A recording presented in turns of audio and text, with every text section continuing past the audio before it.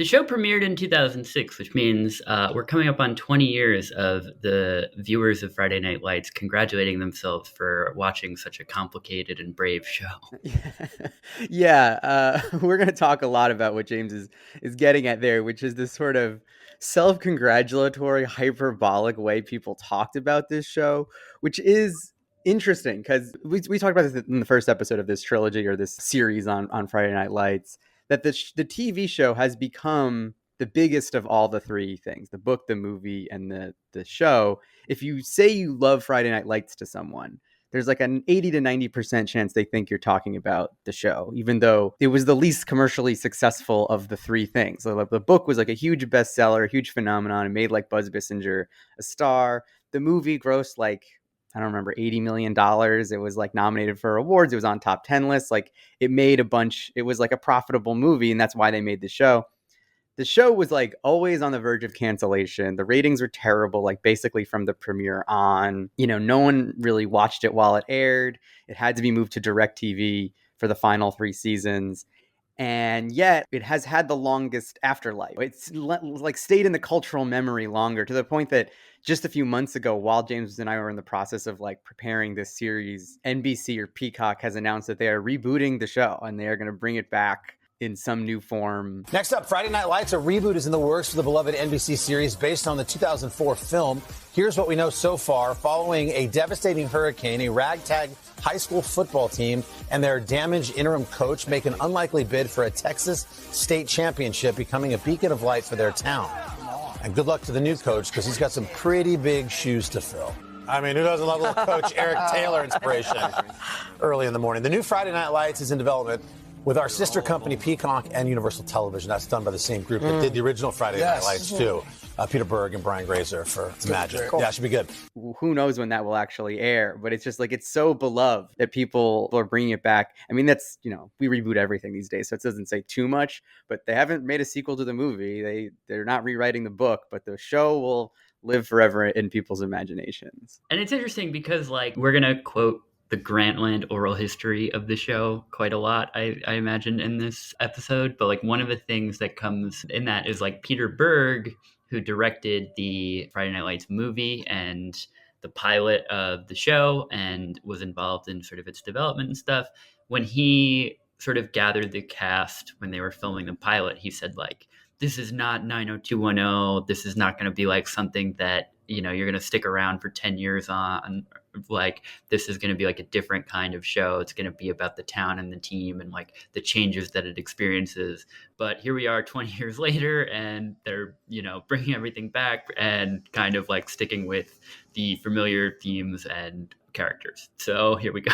I do want to say that ironically, the show did sort of become the 90210 teen drama type of show that Peter Berg apparently warned the cast and crew that it would not become, right? So the show, I mean, it's interesting specifically that he said the thing about you're not going to be on the show for 10 years is one of my big criticisms of the series, is that they kept the characters around for so long to the point that they had to keep de-aging them. So characters who were seniors in season 1 are now suddenly juniors in season 2 and then seniors again in season 3. So it's like they did do that. Like they kept the cast mostly around forever because they like them. They like Taylor Kitsch. They like Zach Gilford. They like these guys, Charles. Like they were, they didn't want to get rid of Minka Kelly. Like they wanted these people to stay on the show. So it was like essentially just like 90210, even in spite of that. And yet people continue to talk about it in this reverential tone, as if it's more than just another teen drama, as if it's firmly in the prestige TV category. Maybe not up there with Breaking Bad or Mad Men, but certainly in that next tier of like 24, Lost, Battlestar Galactica, maybe. And I'm not sure if that says more about where TV was at the time, or possibly about the ideology of the series, which I think made it easier to love than the book or the film, which are much more depressing stories.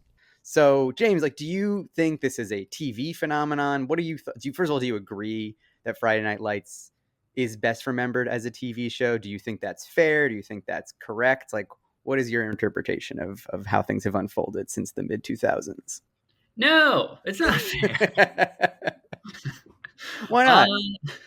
So, I mean, maybe we should touch on like our personal engagement with the thing. I mean, I think we probably, you and I, would not be doing this series if we had not enjoyed the show so much when it aired. We watched it together in 2006. We watched the first 3 seasons together, I believe, and then season 4 and 5 got dicey because it changed networks, and that's when I stopped watching. But I sort of get why people latch onto it, because it's a TV show and there's more of it, and it's like fun, and you get to sort of like go on a full journey with the characters.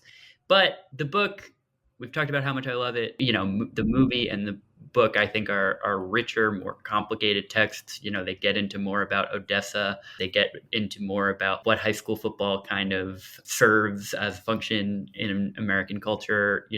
I think this is much more akin to One Tree Hill, The OC, which, by the way, are probably like underrated as a genre of show.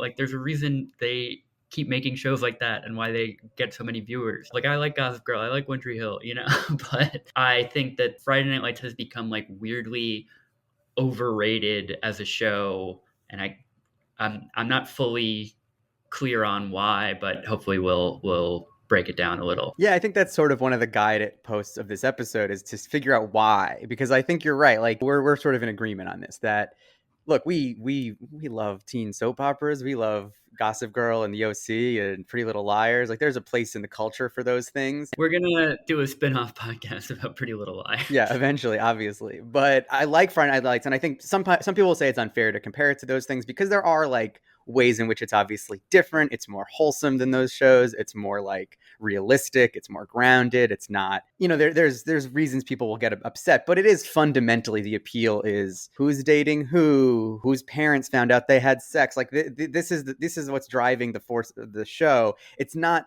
saying things about the American experience. It's not as deep as the book or the movie, and I think like that's fine.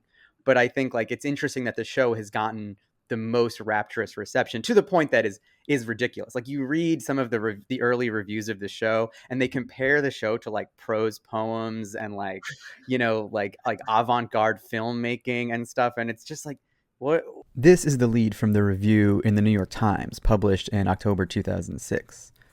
Lord, is Friday Night Lights good. In fact, if the season is anything like the pilot, this new drama about high school football could be great. And not just television great, but great in the way of a poem or painting, great in the way of art with a single obsessive creator who doesn't have to consult with a committee and has months or years to go back and agonize over line breaks and the color red. It could belong in a league with art that doesn't have to pause for commercials or casually recap the post-commercial action or sell viewers on the plot and characters in the first 5 minutes, or hew to a line item budget, or answer to unions and studios, or avoid 4-letter words and nudity. And you can see in this, in spite of the gratuitous shot at unions for some reason, but you can see how people felt like comparing this show to other TV was an insult to Friday Night Lights. It was popular with critics, the show was, as well as people within the industry, in a way that far surpassed its popularity with the public at large. Even as it was going on, there were all these fawning articles and oral histories about it, and people like Brian Williams liked it and famously kind of like made comments to the bosses at NBC and stuff. In the Grantland oral history, there's a quote from Peter Berg. He says, like, I know Jeff Zucker, who at the time ran NBC. He's a fancy Upper East Side guy. Fifth Avenue, beautiful kids all going to the private schools, high society wife. He gets into that elevator every day and he's judged. He runs into his neighbors and they're not going to be like, hey dude, love The Biggest Loser. I can't remember what else they had on at the time on NBC, but it was some pretty low rent programming. And that was kind of the difference here. Friday Night Lights wasn't perceived as low rent, partially because it wasn't leaning into all of this like Texas stuff and all of this like low culture. Well, I push back on that a little bit. I would say that it wasn't perceived as low rent, but like I think everything that you said is true. But I don't think it's because they were downplaying the Texas thing. I think they were playing it up just in a very coastal elite imagine. Like, what is Texas in the Upper East Side, Fifth Avenue guys' imagination? You said in the beginning, you were like, it's been 20 years of people patting themselves on the back for watching this brave show. Like, I think what people liked about this show was it was a lot of coastal elites watching this show about Texas and being like, this is what the heartland is. It's the same reason people read like J.D. Vance's book after 2016 about like, this is what the middle America is like, and why people still read articles about diners in Trump country, about like, this is why people support Donald Trump. People like to imagine what the rubes are thinking. And I think this show was sort of for elites and by elites, but pretending to be about something deeper, something real in America.